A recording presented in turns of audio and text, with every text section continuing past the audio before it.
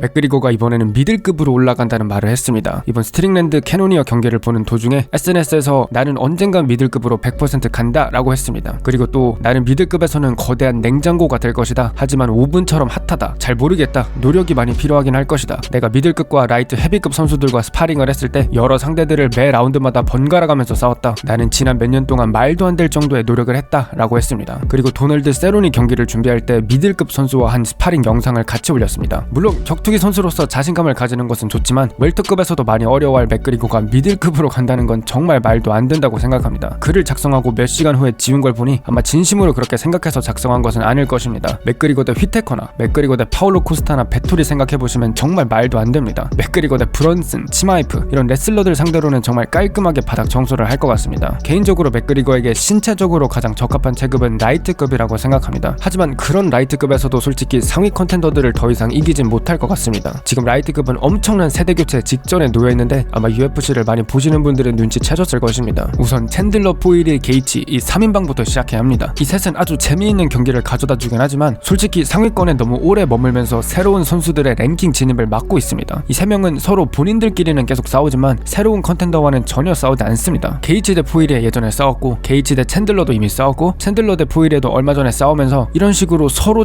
치고받음으로써 계속 서로의 랭킹을 유지하고 타이틀 도전권까지 받았습니다. 게이치는 챈들러를 이기면서 타이틀 도전권을 받았고 포이리에도 이번에 챈들러를 이겼으니까 내가 다음 도전자가 되어야 한다는 말을 하기도 했습니다. 여기에 올리베이라까지 들어오면서 상황이 더 복잡해졌는데 올리베이라의 빠른 랭킹 상승은 정말 적절한 시기에 이루어졌다고 생각합니다. 올리베이라가 막 치고 올라올 때 라이트급은 상위권에는 늙은 베테랑들이 모여있고 아직 새롭고 강한 어린 선수들이 치고 올라오지 않았기 때문에 올리베이라는 케빈 리, 아주 늙은 토니 퍼거슨 그리고 벨라토르에서 온 챈들러를 이기면서 챔피언이 됐고 챔피언이 된 후 포이리에와 게이치를 싸워 이기면서 이 게이치, 포이리에, 챈들러 3인방을 통해 챔피언으로서의 레거스를 쌓았다 해도 과언이 아닙니다. 만약 올리베이라가 올라오면서 지금 뜨고 있는 아르만 사루키안, 마테우스 감롯, 비닐 다리우시, 어쩌면 PGF까지 이런 어리고 상승세를 타는 선수들을 만났으면 많이 어려워하지 않았을까 생각해봅니다. 챈들러, 포이리에, 게이치는 이제 더 이상 선택권이 없습니다. 이미 서로 다 싸워봤기 때문에 다음 경기는 무조건 새롭게 올라오는 컨텐더와 싸워야 합니다. 그러면 이제 저희는 알 수 있게 됩니다. 이 세 명 중 몇 명이 계속 자리를 지킬 수 있는지 아니면 정말 빠르게 발전하고 있는 라이트급에서 새로운 선수들에게 자리를 뺏길지 확인할 수 있게 됩니다. 아르만 사루키안 얘기를 더 해보려고 합니다. 사루키안은 UFC에 왔을 때부터 정말 말도 안 되게 어려운 상대들과 싸웠습니다. 우선 데뷔 전부터 마카체프를 만나서 아주 잘 싸웠습니다. 그 다음에 다비 라모스, 맷 프레볼라, 요엘 알바레스, 마테우스 감룻 그리고 이번에 다미르 이스마글로프까지 싸웠습니다. 정말 빠르고 강력한 킥을 가지고 있고 우린 리치가 짧기 때문에 펀치를 던진 다음 킥으로 콤보를 마무리하는 방식으로 경기를 잘 풀어나갑니다. 앞발킥들이 정말 위협적이고 레프트 훅도 아주 잘 사용할 뿐만 아니라 체력과 테이크다운들이 어마어마합니다. 하지만 테이크다운 영역에 비해 서브미션 능력이나 상위 포지션에서의 공격들이 약간 아쉽긴 합니다. 하지만 아직 26살이고 매 경기마다 발전하고 있기 때문에 어쩌면 미래 챔피언이지 않나 생각해봅니다. 여기서 바로 Q&A로 넘어가겠습니다. 채널에 가입하시면 저에게 질문 혹은 주제를 보낼 수 있습니다. 무지님께서 다리우시 대 올리베이라, 마카체프가 압도적인 모습을 보였는데 3차 이상의 방어전에 성공할지 주셨는데 다리우시는 우선 정상급 그래플러입니다. MMA로 넘어오기 전에도 엄청난 그래플러로 유명했는데 5번이나 노기 주짓수 세계 챔피언이었고 다양한 유명 주짓수 대회에서 좋은 실적을 보여주었습니다. 대표적으로 2012년 샌디에고 프로 트라이얼에서 크론 그레이시와 붙어서 이길 뻔하다가 아주 논란이 많은 판정패로 마무리된 사건이 있어 많은 관심을 받았습니다. MMA 입문한 다음 엄청난 주짓수 실력은 말할 것도 없고 강한 압박으로 상대를 케이지에 몰아 테이크다운을 잘 가져갑니다. 특히 상위 포지션에서의 압박이 엄청난 선수이고 테이크다운 디펜스 또한 말도 안 되게 좋습니다. 이번 감롯과의 경기를 보시면 얼마나 테이크다운 디펜스가 좋은지 보실 수 있습니다. 특히 현 챔피언이 극강의 레슬러인 마카체프인 상황에서 더욱 주목받아야 하는 컨텐더입니다. 개인적으로 지금 다리우시와 사루키안이 마카체프에게 가장 많은 위협을 줄 수 있는 컨텐더 중 한 명이라고 생각하고 있습니다. 타격의 경우 매우 기본적이지만 효과적인 타격가입니다. 대단한 셋업이 없어도 기본적인 공격들을 통해 효과적인 타격전을 펼칩니다. 사우스포 선수답게 반대 스탠스 상황을 이용하는 무기를 잘 활용합니다. 레프트 바디킥, 레프트 스트레이트와 거대한 오버핸드가 있습니다. 킥을 정말 많이 활용하는데 그래플링에 자신이 있고 스크램블 능력이 뛰어나기 때문에 킥캐치를 전혀 두려워하지 않아 정말 바디킥과 레그킥을 난사하는 선수입니다. 또 좋은 잽, 기본적이지만 타이밍이 좋은 펀치와 킥들 때문에 효과적인 타격전을 잘 펼쳐가는 선수입니다. 클린치에서도 컬러 타이와 니킥이 좋기 때문에 타격의 모든 영역에서 밀리지 않고 정말 기본기를 잘 활용하는 선수입니다. 저는 가끔 글로버 테세이라와 비슷하다는 생각을 해봅니다. 테세이라도 복잡한 건 전혀 없이 아주 기본적인 것들로만 챔피언이 됐죠. 타격은 투훅과 잽만 던집니다. 그래플링은 싱글렉으로 넘기고 마운트 가져간 다음 상대가 등을 돌리면 리어네이키드 초크, 등 안 돌리면 암 트라이앵글, 이게 다입니다. 하지만 이 기술들을 갈고 닦아서 거의 완벽에 가깝게 만들어 놓은 선수로 유명합니다. 다리우시도 타격에서 다양한 기술은 아니지만 몇 개의 자신 있는 기술만으로 효과적인 경기를 풀어나가는 점에서 비슷합니다. 하지만 타격 방어에서 아쉬운 점들이 종종 보이긴 합니다. 펀치를 던질 때 균형이 무너질 만큼 크게 던지기 때문에 카운터에 가끔 취약합니다. 다리우시와 올리베이라를 보면 둘 다 전진하면서 잘 싸우는 선수입니다. 올리베이라도 전진하면서 클린치를 잡고 다양한 킥과 스트레이트, 니킥으로 공격합니다. 전 다리우시가 아주 강한 압박을 가진다는 점에서 올리베이라에게 어려움을 줄 수 있다고 생각해봅니다. 올리베이라는 백스텝을 밟으면서 잘 싸우지 않고 또 다리우시의 타격 빈틈을 공략할 만큼 깔끔한 카운터 펀처는 아니고 다리우시의 거대한 오버핸드가 올리베이라의 꼿꼿한 자세와 머리 움직임의 부재를 잘 공략할 수도 있다고 봅니다. 하지만 다리우시가 또 전진 압박 측면에서 밀리고 올리베이라의 클린치 공격에 잘 대응하지 못하면 또 올리베이라 쪽으로도 생각하고 있습니다. 전 하루빨리 마카체프가 다리우시, 감로, 사루키안 같은 선수들과 싸우면 좋겠습니다. 볼카노프스키도 좋긴 한데 패더급에서 올라온 훨씬 작은 선수이고 지금까지 강한 레슬러를 만난 적이 멘데스 한 번뿐이고 그렇다고 볼카가 엄청난 KO 파워가 있는 것도 아니기 때문에 마카체프가 한 방 한 방을 조심해야 하는 상황이 만들어지지도 않을 것입니다. 하지만 볼카 입장에서는 테이크다운 한 번이라도 당하면 어쩌면 많이 어려울 수도 있기 때문에 저는 볼카보다 사루키안이나 다리우시가 더 잘 싸우지 않을까 생각해봅니다. 프라우드 에이전님께서 포이리에 대 챈들러 주셨는데 이미 경기가 마무리되어서 제가 리뷰 영상으로 최대한 많은 내용 말씀드렸습니다. 다음은 박상현님께서 할로웨이 대 전성기 퍼거슨 주셨는데 이 매치업은 저도 오래전부터 궁금했습니다. 둘 다 카디오 괴물이고 엄청난 타격 볼륨으로 승부를 보는 선수이고 또 둘 다 비슷한 날개 문신이 있죠. UFC 처음 보는 사람들은 헷갈릴 정도로 뭔가 비슷한 느낌을 주는 두 선수입니다. 둘의 외모와 체력은 비슷해도 스타일은 매우 다릅니다. 할로웨이는 정석적인 복싱 스타일을 가지고 있는 반면에 퍼거슨은 기괴한 변칙적인 스타일을 고집합니다. 할로웨이는 잽으로 공격을 시작한 다음 바디샷, 스트레이트, 어퍼컷 등 잽에 이은 다양하고 창의적인 복싱 콤보로 상대를 잠식해 나갑니다. 특히 케이터전에서 할로웨이의 잽이 빛을 발했는데 잽 혹은 더블 잽, 바디 잽 등 할로웨이가 사용한 여러 종류의 잽은 어마어마하고 창의적인 복싱 콤보를 시작하는 수단으로 사용됐습니다. 퍼거슨의 스타일은 뭐라고 정의하기 어렵습니다. 확실한 것은 타격에서 빈틈이 매우 많지만 전성기 때는 순수 스피드와 체력, 맷집으로 이 빈틈들을 커버했습니다. 예를 들어 퍼거슨은 레그킥을 찰 때 말 그대로 달려가서 축구공 차듯이 킥을 찹니다. 이 두세 발짝 미리 달려가는 동작은 상대에게 레그킥이 온다고 미리 말해주는 것과 같습니다. 그래서 퍼거슨의 레그킥을 미리 예상하고 펀치로 카운터하는 모습이 자주 보였죠. 전성기 때는 퍼거슨이 하도 빨라서 어느 정도 이 약점이 커버됐지만 지금은 카운터에 매우 취약합니다. 또 펀치를 던질 때 턱을 높게 들고 펀치를 던져서 제대로 된 카운터 펀처에게 애를 먹었습니다. 하지만 전성기 퍼거슨은 다릅니다. 이런 약점들이 순수 스피드로 커버됐고 퍼거슨의 엄청난 변칙적인 스타일은 상대 입장에서 퍼거슨을 대비해서 훈련하기 거의 불가능하게 했습니다. 퍼거슨의 펀치와 킥은 스탠스 스위치를 통해 물 흐르듯이 하나의 컨비네이션으로 연결되었고 긴 팔을 통해 원거리에서는 정확한 직선형 공격으로 상대를 찌르다가 근거리에서는 또 날카로운 엘보를 매우 효과적으로 사용했습니다. 저는 결국 퍼거슨이 이길 것 같긴 합니다. 퍼거슨의 약점은 강한 레슬러나 아니면 카운터 능력이 뛰어난 선수라 생각합니다. 할로웨이는 펀치력이 강한 카운터 펀처가 아니고 또 본인의 컨비네이션이 끊기면 힘들어하는 선수입니다. 케이터처럼 할로웨이가 공격할 때 그냥 가드 올리고 완전 방어 태세로 들어가는 상대에게는 할로웨이의 엄청난 타격 볼륨이 눈덩이처럼 불어났지만 볼카노프스키나 야이르처럼 할로웨이가 주먹을 휘두를 때 같이 휘둘러 콤보를 끊으면 할로웨이가 어려워하는 모습을 종종 보였습니다. 퍼거슨은 할로웨이를 마구 압박하고 또 같이 주먹을 휘두를 거기 때문에 더 강한 파워로 할로웨이가 원하는 대로 컨비네이션을 쌓아가지 못할 것 같습니다. 다음은 정비 사이먼님께서 1FC 크리스찬 리 강점과 스타일 주셨는데 크리스찬 리는 이번에 체급을 올려서 웰터급 챔피언까지 됐습니다. 크리스찬 리는 정말 숨막히는 페이스와 압박으로 상대를 공격하고 상대가 당황해서 머리를 숙이거나 테이크다운을 노리면 바로 클린치를 잡거나 서브미션을 노립니다. 아나콘다 초크, 다스 초크 등 테이크다운을 노리는 상대를 잘 공략하는 서브미션이 주특기입니다. 약간 올리비에라나 퍼거슨과 비슷하죠. 강한 타격 압박으로 상대를 당황하게 하고 타격에 잘 대응하지 못해 상대가 머리를 숙이거나 테이크다운을 노리면 앞서 말씀드린 다스 초크 같은 서브미션으로 상대를 위협할 수 있습니다. 이 헤드락 포지션에서 니킥도 자주 사용합니다. UFC에서는 불가능한 기술이지만 1FC에서는 가능하고 크리스찬 리 또한 상대를 헤드락으로 잡은 다음 니킥을 잘 활용합니다. 또 크리스찬 리는 클린치의 타이밍이 아주 좋기 때문에 타격을 던진 다음 카운터에 덜 취약합니다. 펀치를 던진 다음 가만히 있으면 카운터에 맞지만 펀치를 날린 다음 바로 상대를 잡아버리면 카운터를 치기 아주 어렵습니다. 경기 시작부터 정말 빠른 페이스로 공격해서 상대가 종종 당황해하는 모습을 볼 수 있는데 그래플링도 타격처럼 정말 페이스가 빠르고 스크램블이 많습니다. 앞으로의 경기가 많이 기대되는 선수입니다. Q&A는 여기까지 하면 될 것 같습니다. 질문 감사드리고 다음 영상으로 찾아뵙도록 하겠습니다.